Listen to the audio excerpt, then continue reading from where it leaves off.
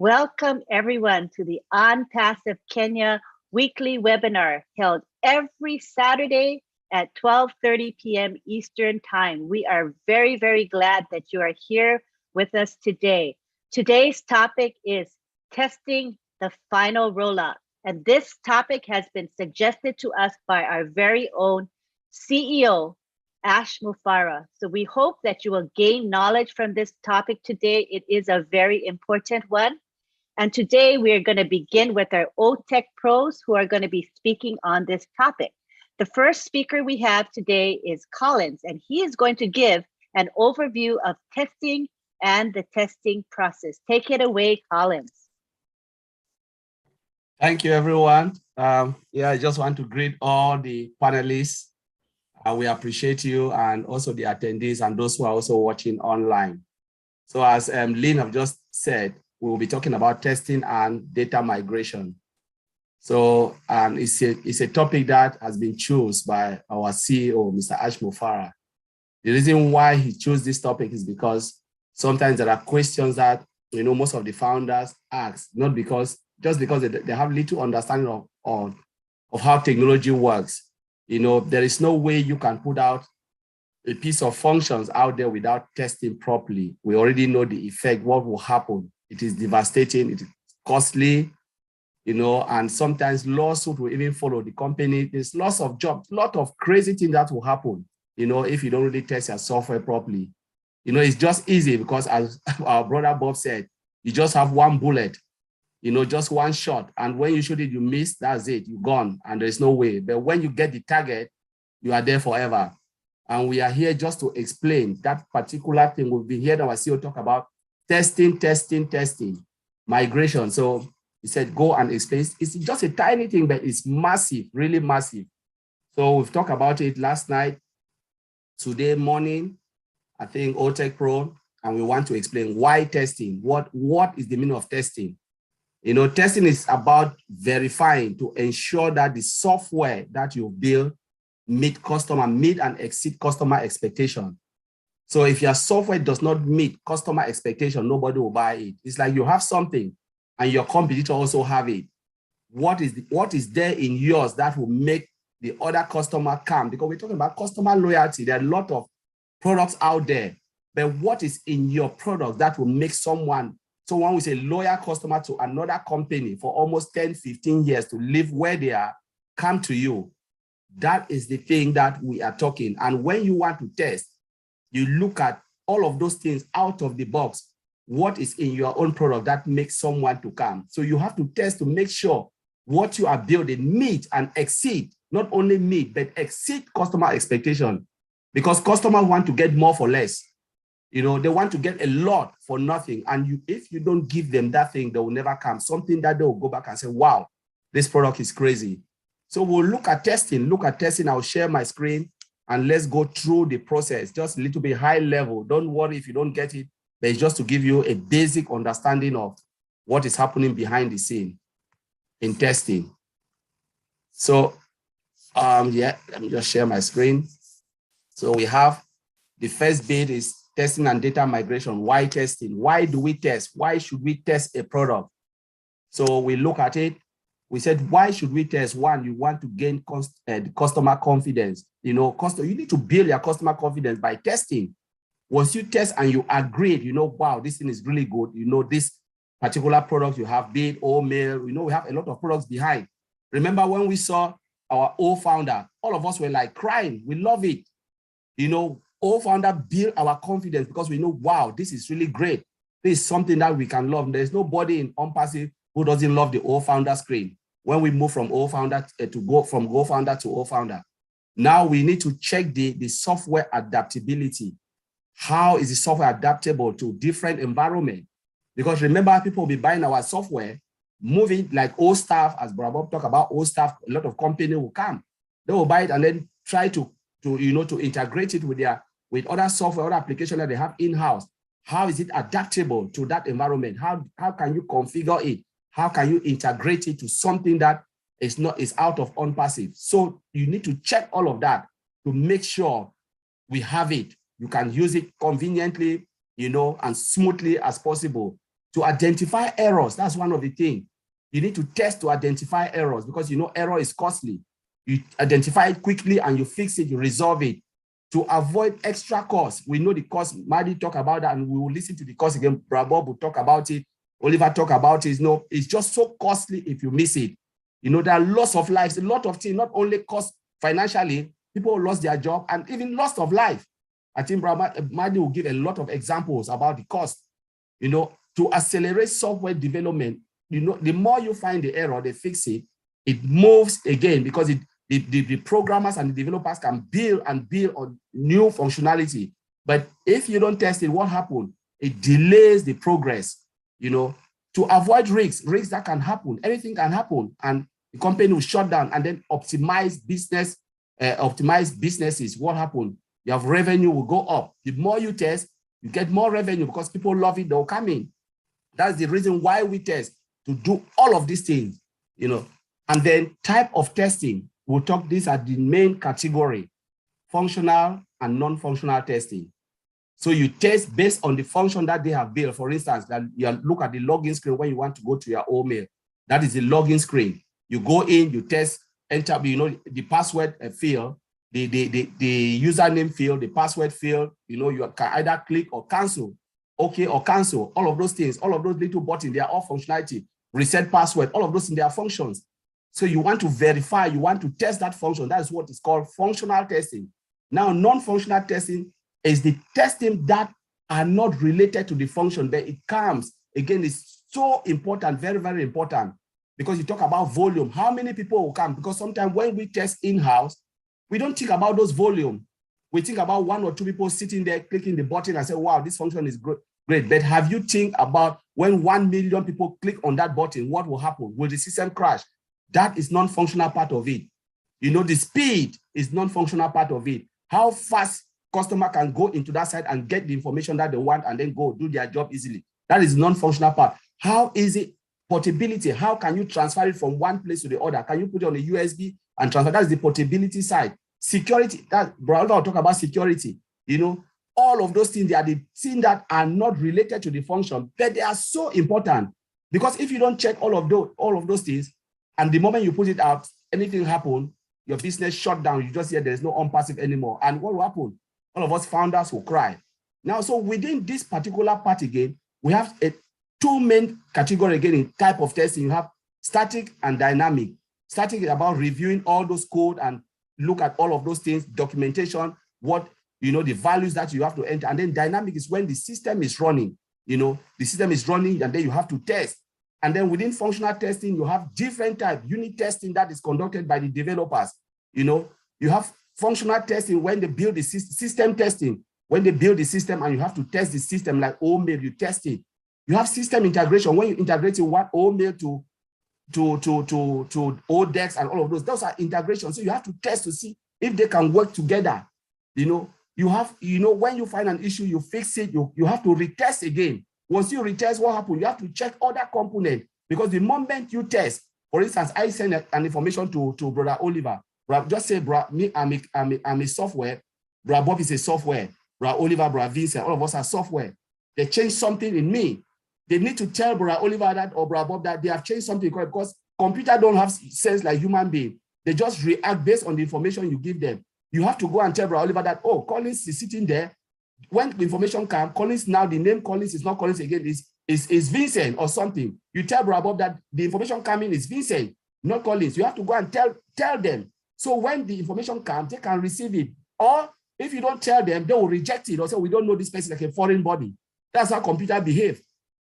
You know, everything you do, you have to tell. So for instance, you change something and developer can forget to check, it breaks everything. You have to go and retest. So when you retest, you discover, they call it regression to verify that the software have not moved from when it was working and then failed.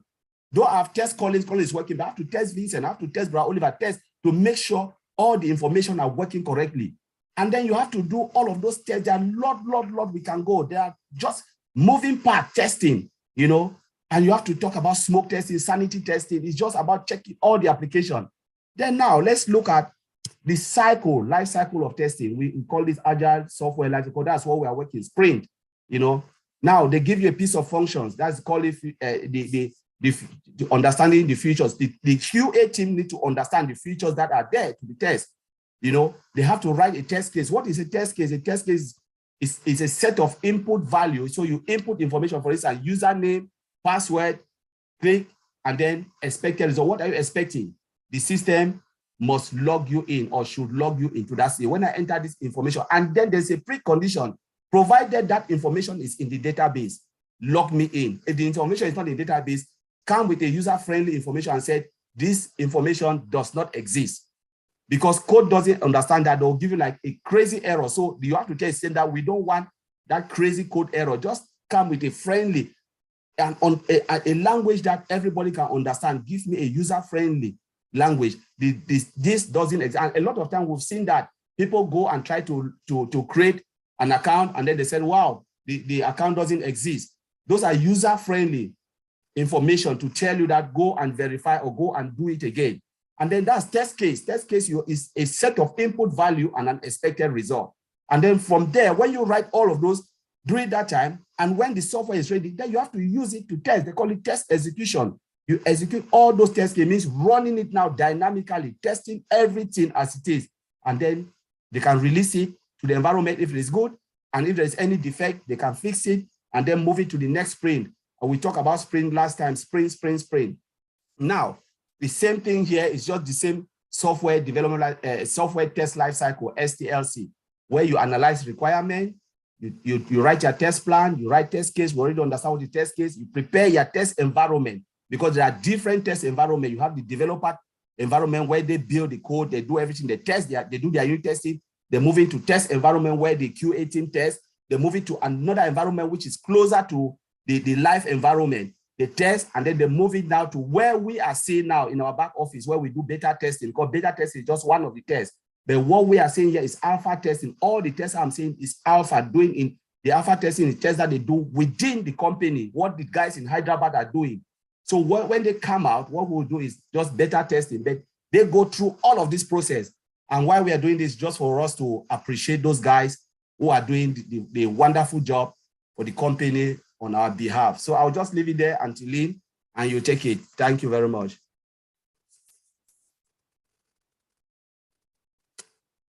Thank you very much. That was awesome. A great overview. Next, we go to Oliver Fonte, and he's going to talk about the importance of security testing. Hi, everybody. Thank you, Auntie Lynn. Collins, wonderful presentation. Bob, Vincent, Grace, Marcien, CV, and the rest. I can't call everybody. I just want to say thank you for being here. And today we're going to talk about security testing. And security testing begins from the first phase, or the planning. The planning of the security testing is from the first phase, which is the planning phase, the analysis that they'll give. We need to start planning and talking about security, how they're going to integrate security in the first phase, to the second phase, to the last phase that they have to roll it out. You have to start from the planning phase.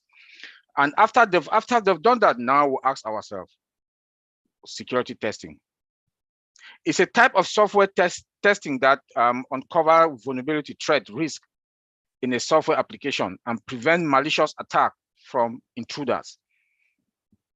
For that phase one, as they are writing down the code, they're preparing the code, the test cases, they have to make sure that security has, the security engineers are also part of the coding to write the code, how they are going to attack or make sure that they cannot attack that particular product as it's starting from phase one. Then the purpose of the security testing is to identify all possible loopholes to make sure that phase one, the security engineers also make sure that there's no loopholes that are blocking everything. After they've passed that sprint, the phase one sprint, that everything has been tested, check, phase one, check, they move now to phase two. You know, then now, why do we perform security testing? And why is it important? Same thing. Security testing is to identify the threat in the system and malicious, potential malicious or vulnerability, so that the threat can be encounter and system does not stop functioning. So now this is still phase one. This is still phase one. All these components, they have to be in phase one to make sure that the security engineers, why the developers are also preparing the code. Now they have to make sure that all these other parts are in there. Come now, why? What type of security testing do we do, and how do we perform this? So when it comes to security, there's always that why, how, and what. These three things: how, why, and what. We have to ask these three things to make sure that the security check and the security testing and the security in every phase of that process. So now we'll go to the how. We've already talked about the why, the what. Now we're talking now about the how. The how now is how are they going to do it? How are they going to perform it from the phase one? We talk about vulnerability testing. Vulnerability scanning, I'm sorry. When they scan, how do they scan? This is done through automated software. There are software that they use like nurses. I don't want to call the names of the tools, but they have to scan that phase one process. When they finish that phase, that phase, they have to make sure they scan it so that it's scanned to make sure there's nothing, all the security checks, all the features that of the security that they've been tested and checked good. Now also comes security scanning again. You know, there's automated scanning. I'll come back to this automated and the security scanning. The security engineers also make sure they run a security check, a security scanning again to make sure that the vulnerability scanning that they did, everything is intact before they can move to the next phase. I'll leave security assessment and audit assessment to my brother Bob Takusi, and then now comes the security posture testing. This is a combination of the security scanning and the risk assessment that my brother Bob will talk about it. That they make sure that they run now another security posture assessment, and to make sure everything runs perfectly before they approve that check box. That okay, the next spring now we can start with the second phase, and this go over and over and over until we get to the last phase that has to be rolled out, and they cannot just roll it out like that without checking, without the security check in a non-production environment. They have to check it there, run it there, maybe for 1 day or 2 days to make sure that all those checks. My brother Bob will come into that to explain that audit, the security audit and the risk assessment on that. He is going to explain that also. Then we come now, we do understand that we have artificial intelligence. That's for me, that's the best thing that has happened in the technology company. And I'm proud to be that. I'm proud to be a founder to a company in the tech world that AI, they are the first people to use all the AI, the futures in our products that keep us at the top. Because most of the products that are out there, we do know they don't have AI from scratch. We do have AI from scratch, so we can hit our chest and we have to be proud. The CEO said that we should be proud of ourselves and congratulate ourselves. Now the AI part, the AI machine learning algorithms incorporate new vulnerability discoveries. Does that continues improving and exploiting that threat detection capability? That one is powerful. We do know that. That AI comes with its own security. You know, AI comes with its own security. So for us to do security check, we have to use AI also to make sure that we run that automated security check continuously to make sure that that phase of that phase also is good and ready to go. AI also enables that they don't consume too much time. Once the algorithms they've perfected themselves, we don't use too much time to do the security checking. But me, for one, like I'll say, I always want to do manual check. But when you do the manual security check, you have control that you can easily dictate a few things. Though it consumes too much time, but AI help that we should not consume too much time. AI help that we should not consume too much time. But from the beginning, I think we should do both.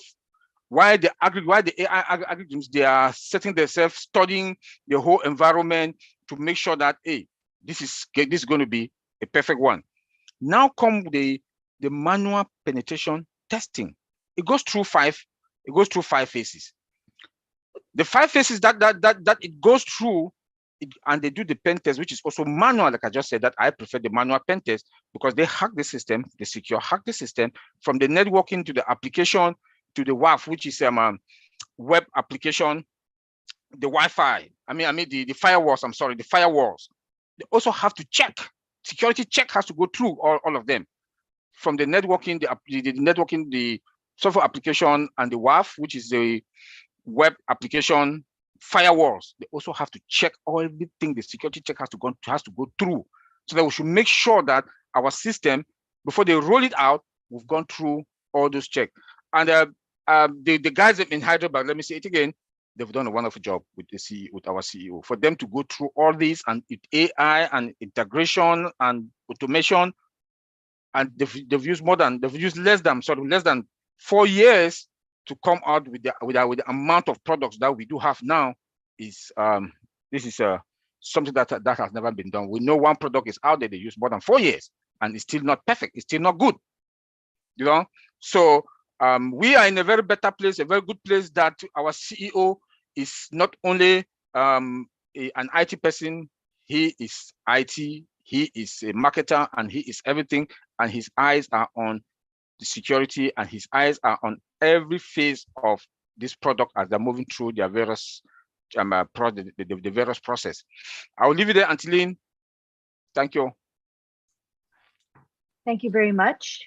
That was brief, but also very clear information. Thank you very much. Next, we go on to Vincent Ete, who is going to be speaking on the topic of data migration. Hi, thank you, Antilene. And then thank you for wonderful presentation by my brother Collins and my brother Oliver. And thanks also my brother Bob to be here. We thanks also all the participants. Without forget, thanks to Marcian, Sylvie, Janita, Abraham, Mama Grace. Thanks for everyone. So I would like to start this data migration.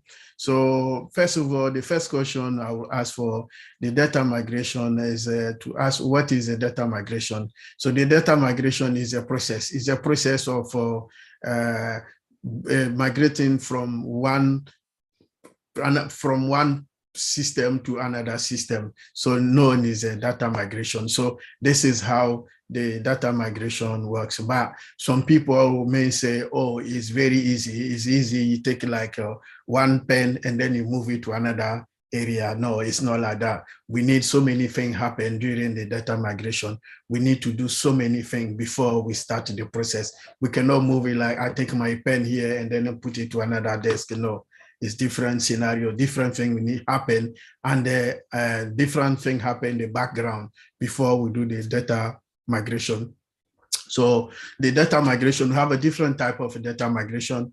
We have a storage migration, we have a database migration, application migration. We have also a business process migration and a data center migration. So in here, I think this week, I know most people hear about our CEO talk about moving our data from AWS cloud to our own data center. So this is a process of moving the data. So that migration from one area to another, we need to carry on so many steps before we can get there. So first of all, I will try to explain to people what is a data center, because data center, we mentioned about data center many times, but most people, they don't get it. The data center is where we keep our business critical, like application and data. So a data center is a real world. It's not a virtual. It's a physical location where we put all IT equipment or IT technologies in a room. So it's like everything in IT we use it, we put in one room. So this is what they call it a data center, because everything in IT, the equipment, it could be cable, it could be the data, even email storage, application, everything's in there. So this is what the whole thing, we call it a data center. So to do the migration from the data center, the first thing we need to think about, identify the data format, the location, and also the sensitivity. So this is thing we need to carry on before we start the data migration. We need to identify where we are migrating. We need also to find out what are the format currently in, and also where it lives, and also what format it should be in the post-migration. So during the pre-planning process, we may spot potential risk. So we need to find out this risk before we start the migration, because the pre-planning step can save you making like critical error during the actual progress plan. So this step, we use it to make sure that we can find out all the risk, all the potential issues before we start the planning process, so that we can save us time and time and money also before we start it. So the second step we need to move in, we need to move on also the planning for the size and the scope of the project. So we need to also find out the size of the project, define the scope of the data migration plan. So plan out the resources we need to use during the planning, and also put in place a realistic budget so that we can work according to the plan. So also we have to conduct a flexible time, like the time frame we use it to conduct the migration, whether we need a weekend or maybe evening. So we need to think planning all this time before we start the migration. So if the time scope, so then we can do it, or maybe we can do it normal business hours. We can have to think also of a downtime, the downtime we needed to execute the business plan. So we need also to think about trying to do something and then avoid interrupting the business. So all this we need to put in a plan. This is part of the planning before we can start and then once we have put in all this in plan, whether it could be maybe the migration can take place after hours or after a weekend, or avoid interrupting the business, we have also to communicate the business to stakeholders, all the customers, about the timelines and also the potential downtime. If we have like last time we did our migration, we say we have downtime between 2 and 3. So this will be a downtime. The customer cannot go into the website. So all this need to be planned, and then communicate out to the people, our customers, stakeholders. All people should be aware of that. And then once this is done, we go to the backup. So the backup is also one of the important steps, because we need to take the backup before we start the migration plan. So once we have a proper backup put in place, if anything happens, because it's a system, is IT, anything can happen. We could have an error in the system. We could have maybe some incomplete system, missing files, missing application. So this is the reason why we need a backup that before we start everything. So when anything happens, we can have it. Or maybe we can also back up the system to the cloud. So once the application or our backup is in the cloud, also is another safest way to starting the migration plan. So, and then once this is done after the backup, we need also to assess the staff ability and also the tools we need to use for the migration. So we check the staff, if our staff have the required skill to do the job, or they need more help from outside third company to come in to support for the migration. And then also, once this one is defined, we need also to find out the migration tool in place. Do we have the right tool to do the job? And then if we need different tools, all the tools we need to do it, we make sure that we get those tools, we get all this we need, and then we can starting the execution of the project.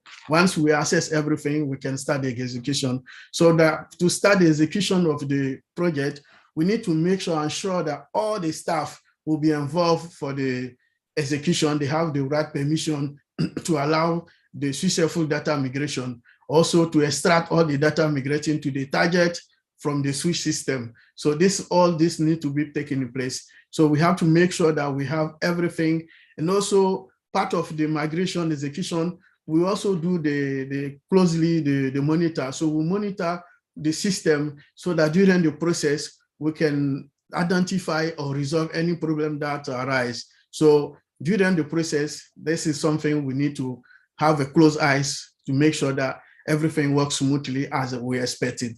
So once the migration is executed, always we have two results.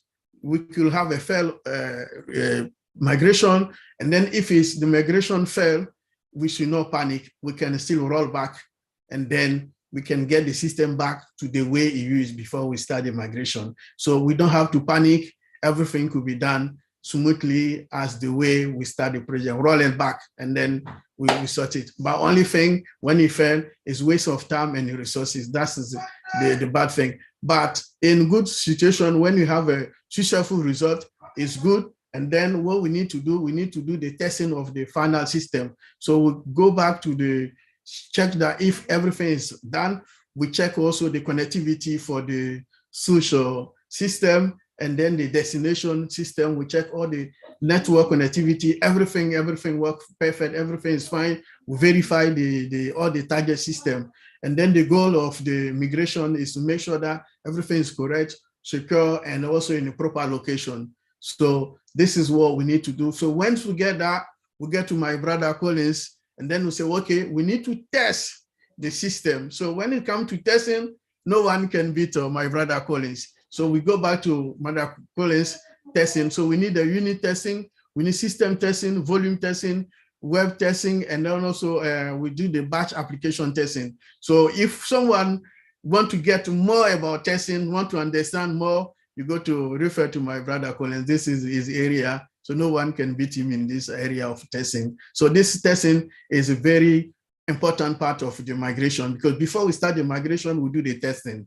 So once we finish the migration, we carry out another testing to make sure that the system is working as expected before we start the migration. So this is why we say the testing is very important part of the data migration. And then once we finish that, everything we are happy with the testing, successful testing, we follow up, and then the maintenance of the data migration. So we keep going on the maintenance put in place, like the backup, the system vulnerability, all the system put in place before we start the data. We make sure that everything is working. We check all the software system, all the application, all the database, if everything is working fine. So in that case, we start all the checking also. If anything has failed, again, you don't have to panic. If any file or database or any application, you don't have to panic. We have a backup in place. We can use the backup to restore the system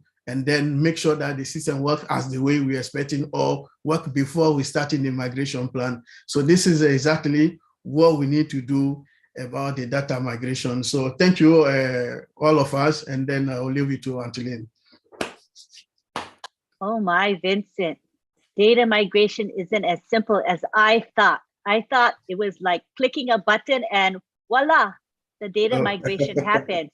So luckily I have the OTEC pros to advise me that this is not the case. It is a very complex, involved process. So thank you so much for educating me, so I know better now. Next, we have Bob Takusi, and his topic is compliance and security audit. Go ahead, Bob. All right. Hello, everyone. Greetings from Bel Air, Maryland. It's afternoon here in Bel Air. It's a beautiful day. I want to give a shout out to my sisters. I see them, my beautiful sisters, Marcienne and Sylvie. Good to see you. My fellow brothers, Oliver, Collins, Vincent. And I also like to say hello to Sister Grace. Sister Grace, good to see you. Abraham, good to see you. Mamadou Jallo, good to see you. And I also want to say hello to my sister, Maria Aquino. Good to see you. And I want to also acknowledge Miss Kerry Young. Thank you for your contribution yesterday. We look forward to working with you. Good to see you. So for those of us who are plugged in, who are really plugged in, who are following up what is going on with OnPassive for a while, I think it is a fair statement to say, and rightfully so, that upon the launching of OnPassive is going to be the greatest, if not the greatest company that has ever existed, that has ever come forth to the world. And I say so with certainty, based on the impact that she will have, not only to her founders or her customers, but to the world at large. We know that we are coming to the world with multiple products. We're in several countries, more than 200 countries worldwide. We have all these products. We're going to be serving the entire world. We're going to be delivering our services. We're going to be receiving payment for our services. So we're going to collect personal information from people around the world. And we know in all these countries, there are rules and regulations, there are laws, there are compliance regulations that as OnPassive as a company, she will have to adhere to these rules and regulations around the world. We also know that our founder, Mr. Ash Mufara, is a very, very, very highly ethical man. So we are building OnPassive very mindful that countries around the world have rules that we as OnPassive have to comply with. So I can remember that Mr. Ash about a year ago told us that there are, I believe there are two of the biggest law firms in the United States. When it comes to intellectual property and compliance, I believe one is in New York and there's another one in Washington, DC, he said, that are representing us. In DC, of course, I live in the Washington, DC area. We know K Street, that's where you have those hierarchies with those high-powered areas. So when he talked about it, that's what my mind went to. In India, I believe the biggest and the best law firm is also representing OnPassive to make sure we adhere to the rules and regulations around the world. We also have associate lawyers and firms around the world, 200 plus countries, making sure that OnPassive is compliant.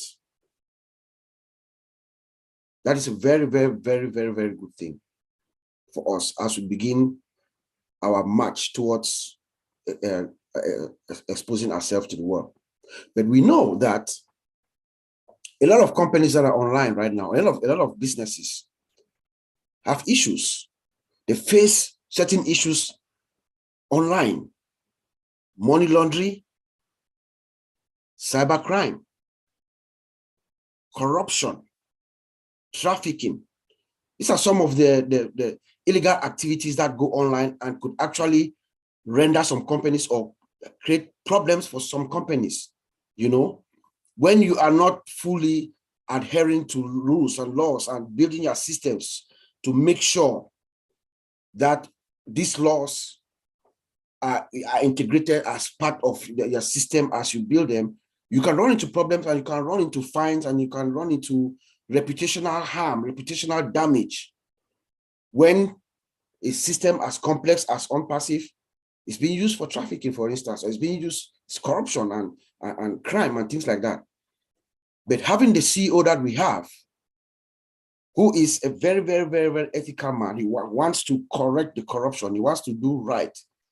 OnPassive is not only is for the everyday human being, it's a system that is coming in with a total internet solution for everyone to have something to use within our ecosystem. Everyone, it's a total internet solution. So he makes sure that we are integrating anti-money laundering within our system. He told us that overtly, we heard. That is what OnPassive is. So when it comes to the money laundering and the cybercrime and all these things, and then my brother Oliver always insists on telling us the importance and the inherent detective capability of artificial intelligence is working for us, is on our favor. So with that, we will be able to repel this illegal activity that is online that could impact us. We are going to be able to take care of that problem. The money laundering issues, the cyber crimes. In fact, OnPassive is bad news to scammers. I've said this before. Bad news to scammers. The system is going to fish you out. They'll fish you out, target your IP address, they pick up your IP address, they blacklist you. You'll never be able to come into our ecosystem. We are collecting payments from all over the world, from people. Credit card payments, you know, crypto, whatever means that people are going to be paying for their services that we render to them.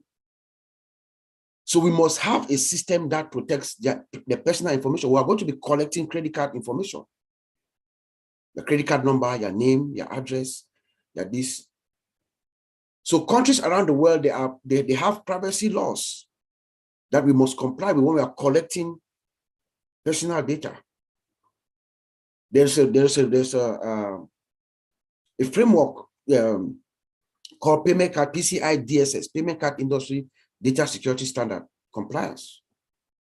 You know, where banks and merchants and companies that processing credit card, they came together and then they formed a council and they created I think it was in 2006, they created setting about 10 security controls that you must have if your system is collecting credit card information, that you must have those controls. So we are building, as we are testing our system, as we're talking about testing, we are building our systems. We are testing the system to make sure we meet this PCI DSS compliance, because at some point they're going to come and do an audit. And once that audit is done, then they'll give us an attestation, something they call attestation of compliance. That helps us also for our, we talked about digital trust a while ago, for customers to, Colin Stock told us here about confidence. Customers to have confidence in our system, that as they're coming in, they're using our system, they're buying services, products and services from us, we're collecting their personal information, their credit card data, it is being protected. That is what this does for us. And as we're testing our system, we're making sure these controls that are required in this Payment Card Industry Data Security Standard are being complied with. There's also another standard, another certification called the SOC report, System Organization Controls. It also has a name called SSAE 18, you know, where to assist us to also garner this digital trust that we sought for, because the primary objective of every IT industry company is to obtain digital trust. To get that, we could call in one of the big four accounting firms, like PricewaterhouseCoopers or KPMG or Ernst & Young, and you name, there are so many of them. And they can come and audit our system, a thorough IT audit from processes top to bottom, and then they'll give us that attestation as well to help us with our digital trust. There's also something called ISO, for a company like OnPassive, which is a multinational corporation, there's ISO 27000 and 27001. It's also another certification that a third party can give for us to get that trust. So we test our system to make sure we are adhering or will adhere to these compliance regulations. Those of us who are here in North America, I'm sure there's some other regulations around the world. There's something called HIPAA, the Health Insurance Portability and Accountability Act. We know there are two titles there. Most people don't know. The second title talks about protecting the health information of the customers, of the patient, PHI, protected health information. So the HIPAA has actually stipulated some controls too that must be in place. So as we are testing, we are making sure that we adhere to those standards. OnPassive is going to be used at, I don't know which hospital is not going to use OnPassive products. Her own staff, for instance, or even our OChat.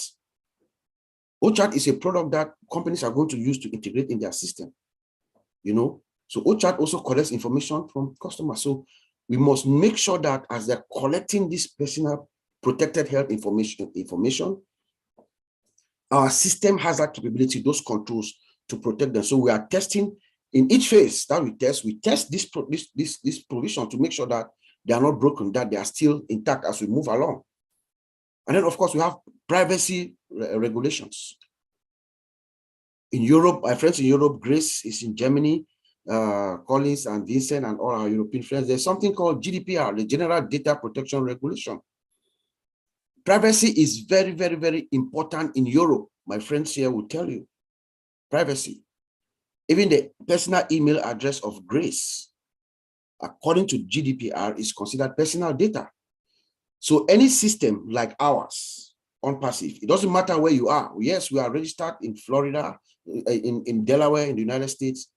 We are in India. So long as you are collecting European information, you must adhere to the general data protection regulation standards.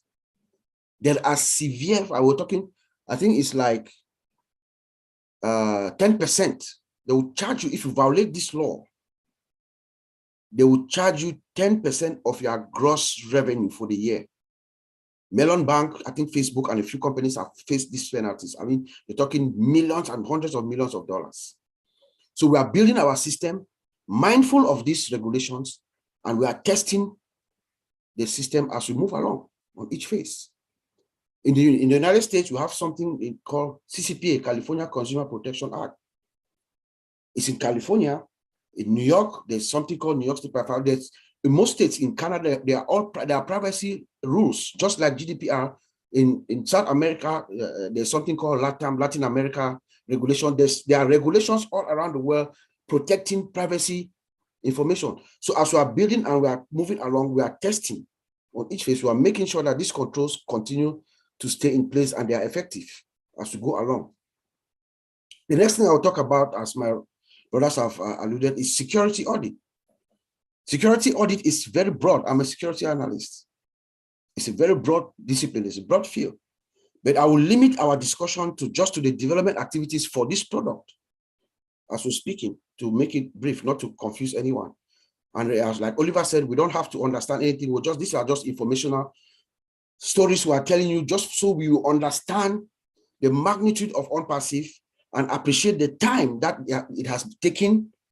Less time, because that's one of the stories that will be told when OnPassive launches, is how fast, the less time that it was taking. That is a story that historians, IT historians are going to write about OnPassive, because for us, those of us who are here, we think it's a miracle for us to be at this point where we are actually talking about testing and the final rollout. So when we talk about security audit on each phase, remember now, from what Mr. Collins said to what Vincent said, we are doing our testing in each phase. That's the policy. That is what is required of us to do, is the policy.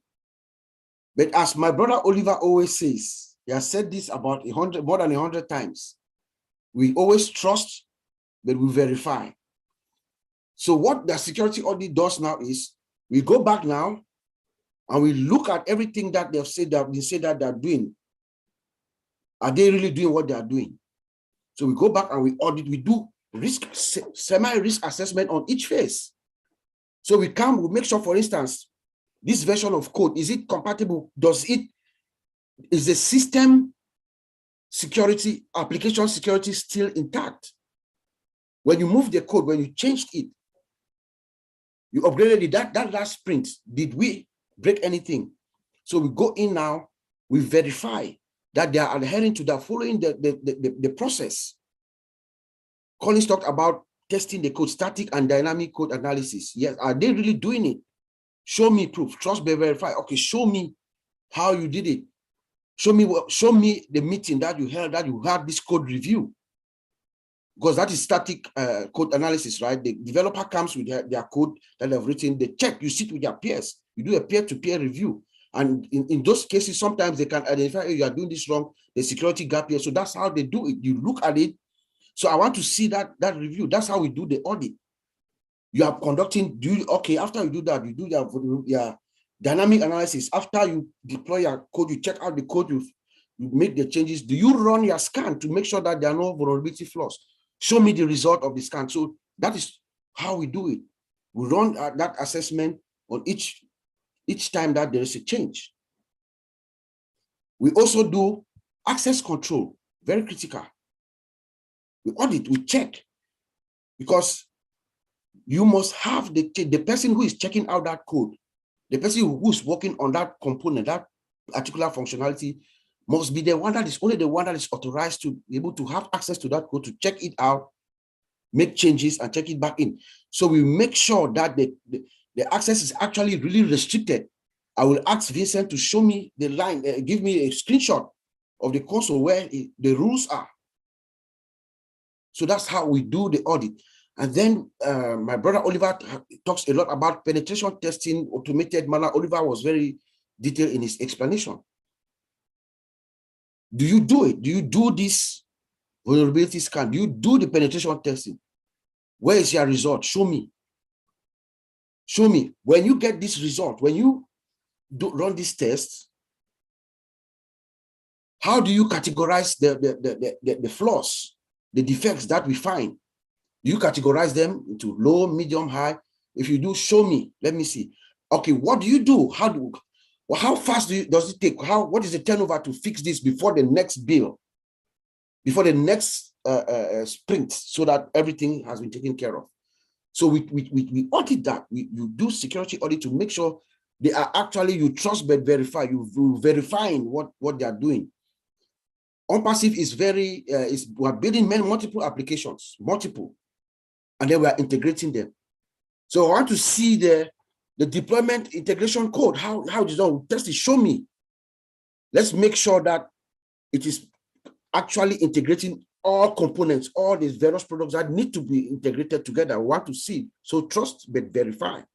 Is it automated? How does the organization actually automate the process? How is it done? Show me. So I want to see. And then, of course, lastly, we have change management.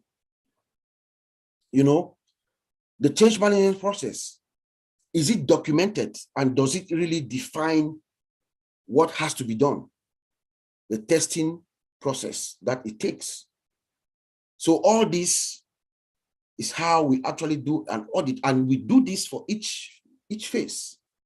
Each time that Collins' team, they give a go ahead for the last sprint, this is good, the MVP, move to this next phase. We have to run through that to make sure that to actually verify all this in effect helps us at the end of the day, because testing is the most critical aspect of a system development. Testing. Someone like Collins, who is here, who is a QA manager, he's actually involved in the process from the beginning, from when they sit on the table to design the system, decide the requirements. He's actually in that process, also coming up with his strategy, his test cases, his test plans, manual, automated, as he told us, all throughout, because he has to understand the in-depth functionality to come up with this thing. And then we test the system so that when he gives that check that it is good to go, the customers will now want the product, will like the product, our end result. Remember, we have one bullet. OnPassive does have one bullet, like he said. We're going to have to take some customers. Companies are going to flock to OnPassive. Businesses with their employees. So once we roll out, we have one shot. We cannot fail, because if we fail, we'll lose digital trust. I'll send it back to you, Antilin. Thank you so much. Thank you very much, Bob Takusi. That was excellent. Now we're going to take it to our panelists. Hello, panelists. I hope you enjoyed the presentation today. We do have a few minutes now to have a question and answer session. So if you would like to ask a question or make a comment, raise your hand electronically and you can say your piece.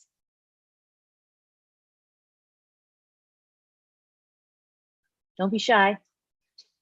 We prefer your questions be related to the topic at hand, which is testing. Does anybody have any comments or questions on the topic? I would like to allow Kiri Young just to say hi to us. Wanted to introduce the community to, I'm sorry, I said her name wrong. Kari, her name is Kari Young. And I want to let you know that she has an MBA in technology management, and she has a background in networking and IT project management.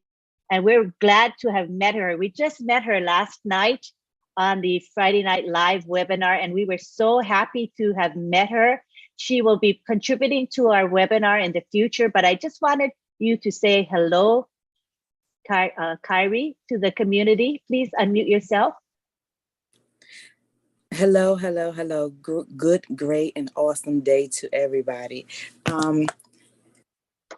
Oh my goodness. The OTech pros, I want to say thank you. I felt like I was at work in one of the board meetings dealing with change management, vulnerability management, and IT security, IT security. So I was over here just smiling. I realized this is talking about testing.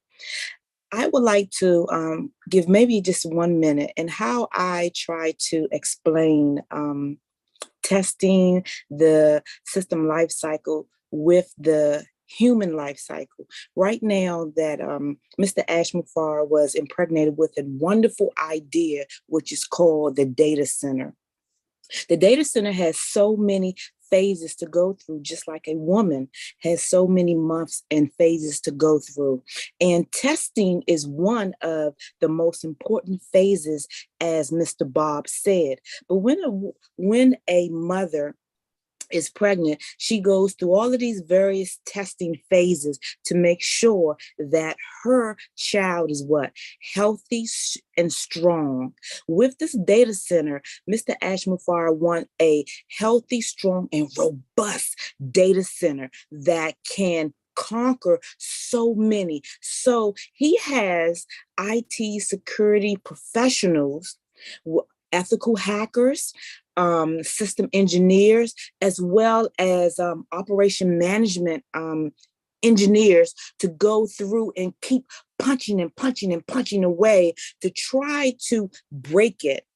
But when they are not successful, and that's called penetration management, and when they're not successful, then he can go on to the next phase and starting to birth this baby, which is the data center. But before all of that can be done, the testing is mandatory. No parent wants to have a premature baby. Not at all. And Mr. Ashmufar doesn't want to have a premature data center. If so, then what will happen? What will happen is once the data center is live and is born, we must go through all of these testings, and that's never healthy with a healthy security posture. So if a mother births the baby premature, she already knows that it's going to be a long haul and stressful for the baby. And parents do not want that. So as Mr. Ashmufar said, I'd rather carry it a little longer until the baby is born successfully and robust. So I hope for the everyday layperson that is not tech savvy can understand it that way. And no parent wants to have a premature baby. We rather just keep going and going and going until the baby is ready to be born, nice and healthy. I want to say thank you all for everything. You have a wonderful and blessed day. Thank you, Kari. I like the metaphor of the baby.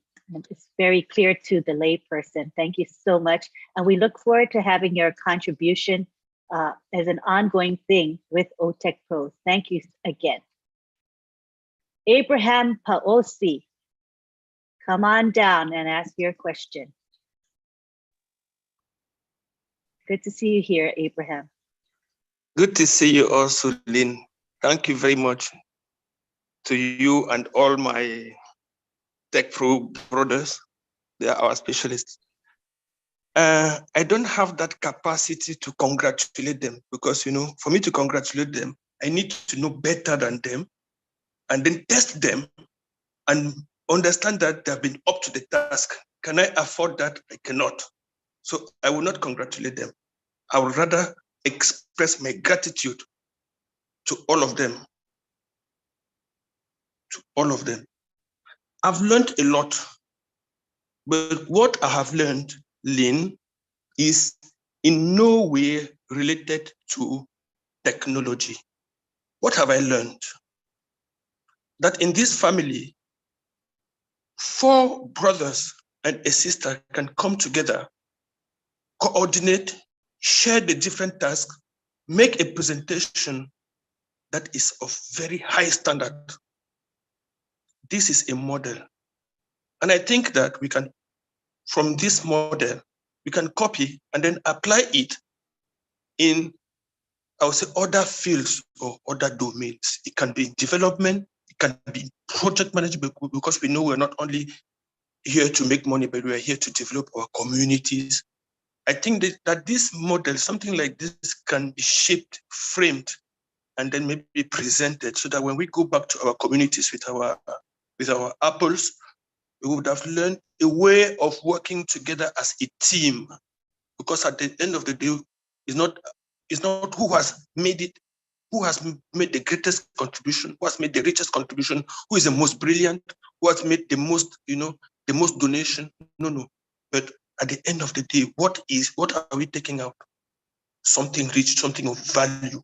So thank you very much for the originality of this framework, and congratulations once again to all our brothers. Thank you very much, Lynn. Thank you, Ibrahim. That was beautifully expressed, and we appreciate your gratitude and your acknowledgement. It means a lot to all of us. Thank you so much. Do we have any more? Oh, I see. We've got Sylvie Wanji, who would like to say a few words. Welcome, Sylvie. Wow. This is a mind-blowing. Lynn, you and the Tech Pro and Maddie, you are something.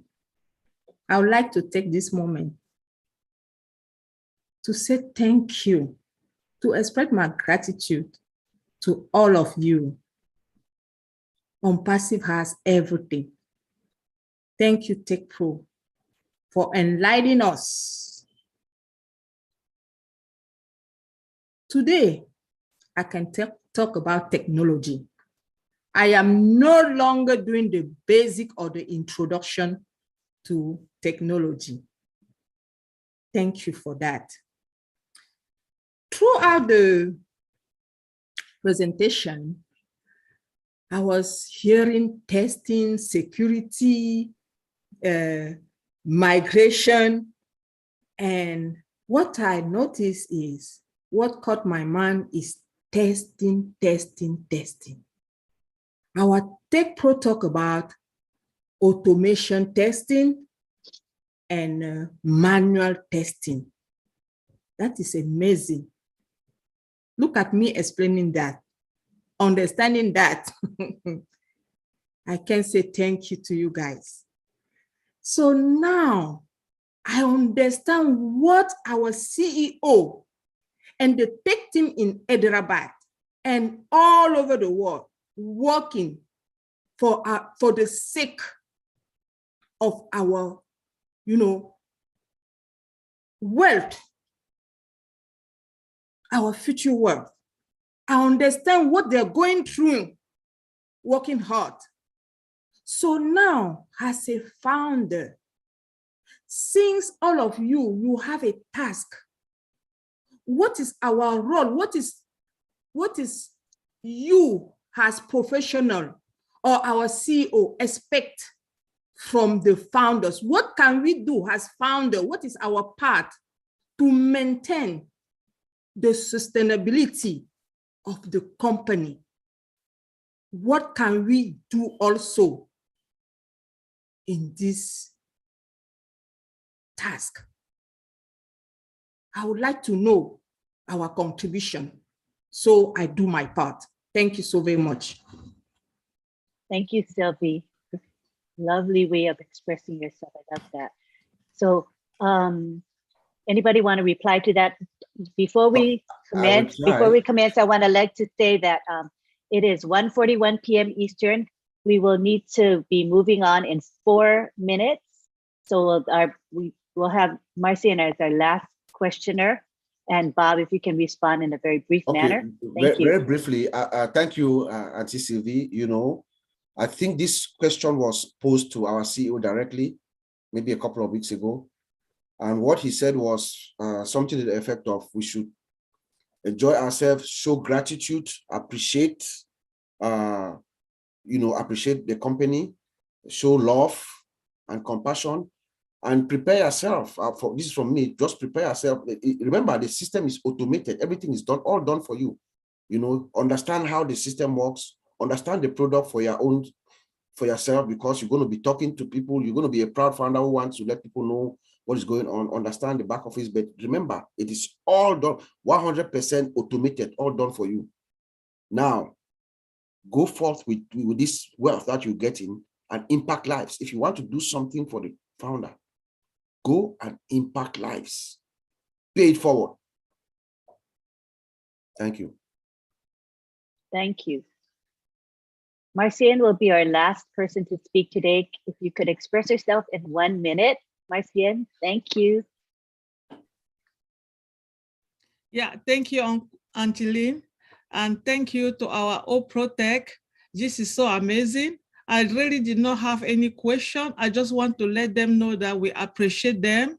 We appreciate all the hard work that they've been doing. I particularly, they start teaching me about all of this 2 years ago since I joined on Passive. I have a privilege to have the one-on-one with Bob and Vince and Oliver, and I really appreciate. So I'm glad that they're taking the knowledge now with Auntie Lynn out to the world.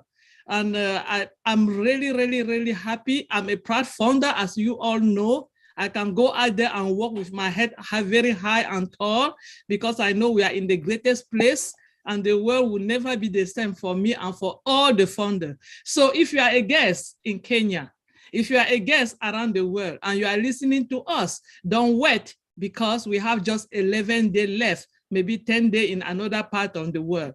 Get in, it's $97 and you will never regret it. That will be the best $97, making it for your lifetime. This is an opportunity, don't miss it. Forever, you will be fine. Thank you so much.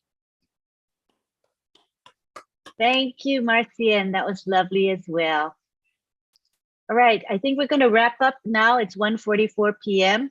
I want to thank you all for being here. We had great attendance. I see we currently have 156 participants. Every week we're getting more and more, and we have a lot of regulars. So we want to thank you and appreciate you for your loyalty. It really matters to us. And so on behalf of the OTEC Pros, thank you very much. Remember, this webinar is every Saturday at 12:30 p.m.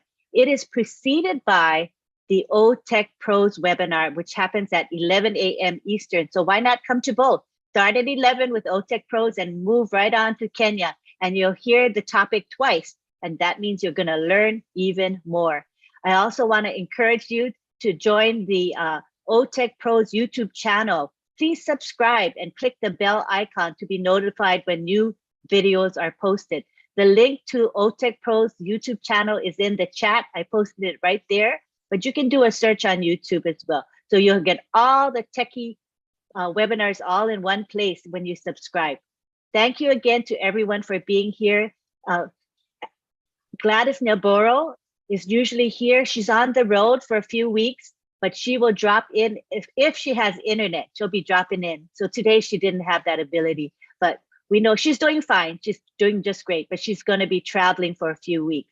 Thank you again to everyone, and we'll see you next Saturday at the same time. Aloha to everyone. I'm going to unmute everybody so that you can say bye-bye to one another. Go ahead and say bye-bye. Aloha. Bye from everyone. Friends Houston. Bye. Thank you, Bye. Bye-bye. Happy Great. weekend, Bye. Remain safe. Bye. Bye. Weekend. God Okay. bless you all. Bye from Bye-bye. South Thank Africa. you very much. Remain safe. Bye, Abraham. Thank you. Thank you. Bye. Bye, Thank you all. everyone. Thank you. Happy Have a weekend. wonderful day. Yes. Bye-bye. Bye, Grace. Bye, sweetie. Love from Houston, Texas.